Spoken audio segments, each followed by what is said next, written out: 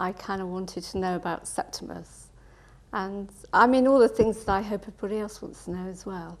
But it's such a lovely world, and there was so much extra that I wanted to put in.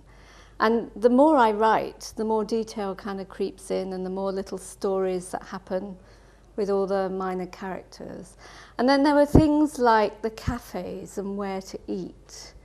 And I had Mrs. Gringe starting up a cafe and stuff like that. And there's a lot of things that there really aren't places to put in the stories, because a Septimus book it's about what's happening to Septimus and Jenna and Beetle, and it's exciting and there's stuff happening, and sometimes you don't have time to write all the lovely bits that are going on around the side. So this is all about what it would be like more if you lived in the castle or in the port.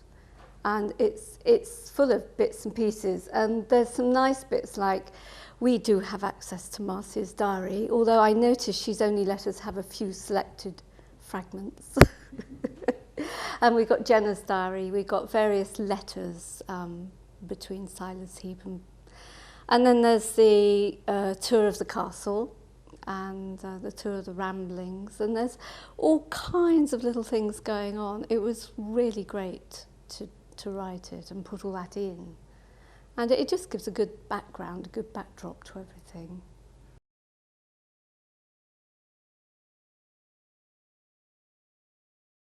Yes, it was really different. And I shouldn't say it, but it was quite fun. And writing a novel is fun in parts. Other times, I think when you're writing, it's quite tough. The Magykal Papers was just all the bits, as I say, that I did want to put in. And it was great. And in fact, it was really good for me, because the more I wrote, the more I thought about everything, and the more connections I made too. It was a really lovely thing to do, actually.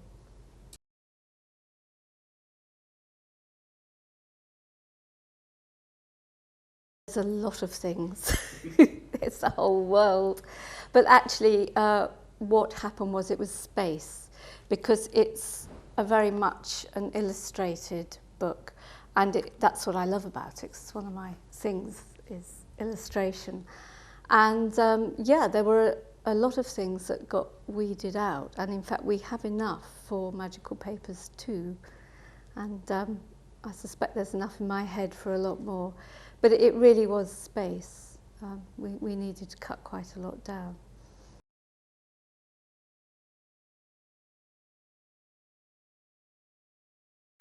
Oh, I love a lot of my characters, so I couldn't possibly say one. There's a group that I love to write, and that does include the central ones. So there's Marcia, there's Septimus, Jenna, and Beetle. And then I see them as kind of circles that span out, you know. I really like them all. What I like to write is, I think I like to write bickering. So I always love writing Marcia, because she is just so picky. And I particularly like writing her and Jilly Jin. And I love to write her and Septimus, because there's this underlying affection that really neither of them shows. It's all terribly British, really. But you know they really care about each other. But I do love most of my characters, and when I'm writing them, each one, you know, that one is really important for me at that moment. So, yes, the lot, really.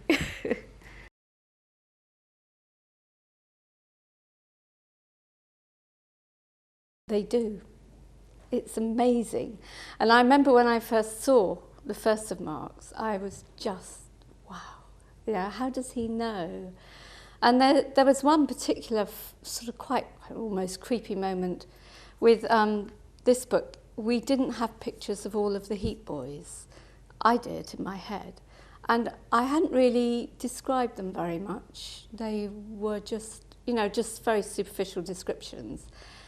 But I had a really strong image, particularly of Sam Heap, actually.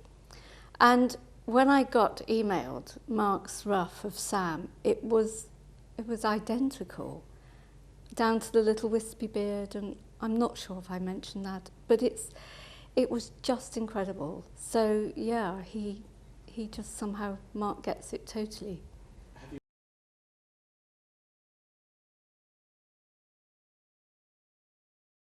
The film is with Warner Brothers, and it seems to be coming along nicely, I think. The screenplay is being screenplayed, or being what the term is. But David Frankel, the director of Marley and Me and The Devil Wears Prada, he's working on the screenplay, and he really likes to get things just right. And then we'll see where it goes from there. But that's really great. I'm really excited about that, actually. And book-wise, I've just finished Siren, which is that was an exciting adventure of a book. And I'm thinking about book 6 now. So I'll probably start that as the winter sets in, because I think that's the right time of year to write the next book.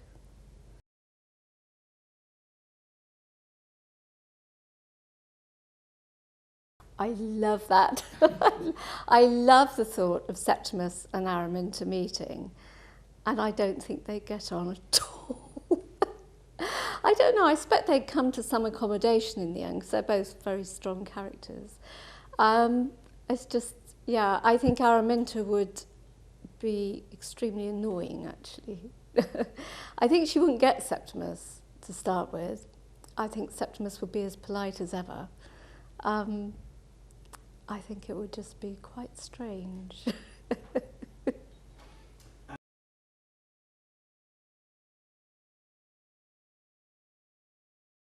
The next books, well, Siren that's kind of goes straight on from Quest.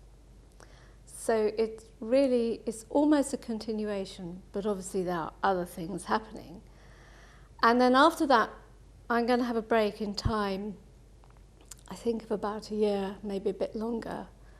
And we're going back into the castle and the areas towards the north, towards Bleak Creek.